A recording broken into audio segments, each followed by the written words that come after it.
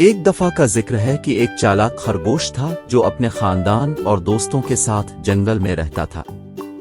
वो होशियार और ज़हीन था और उसकी आस्तीन में हमेशा एक चाल रहती थी। एक दिन वो खाने की तलाश में बाहर निकला तो उसने एक बड़े शेर को दरख्त के नीचे सोते हुए देखा। शेर जंगल का बादशाह था और बहुत जालिम और लालची था। वो दूसरे जानवरों को धमकाना और तफरीह के लिए खाना पसंद करता था। खरगोश ने सोचा, ये मेरा मौका है शेर को सबक सिखाने का।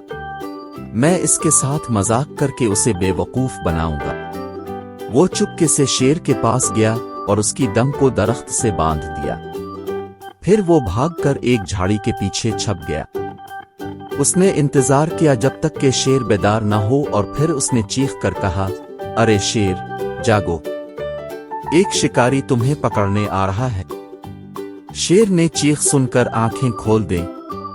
उसने झाड़ी के पीछे खरगोश को देखा और कहा, तुम कौन हो, तुम क्या चाहते हो? खरगोश ने कहा, मैं आपका दोस्त हूं मिस्टर शेर।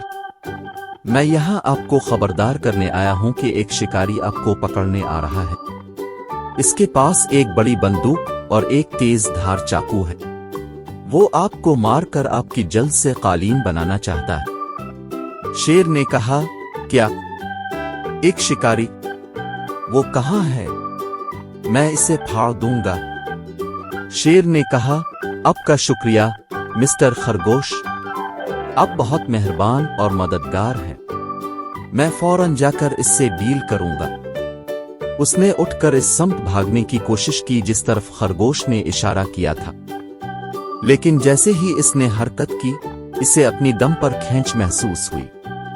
उसने पीछे मुड़कर देखा कि उसकी दम एक दरख्त से बंधी हुई थी। उसने कहा, ये क्या है मेरे साथ, ये किसने किया? खरगोश ने कहा, मिस्टर शेर, मैंने आपको धोखा दिया है। कोई शिकारी आपको पकड़ने नहीं आया। मैं सिर्फ आपका मजाक उड़ाना चाहता था।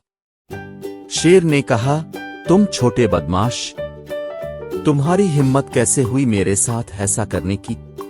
मैं तुम्हें खाऊंगा।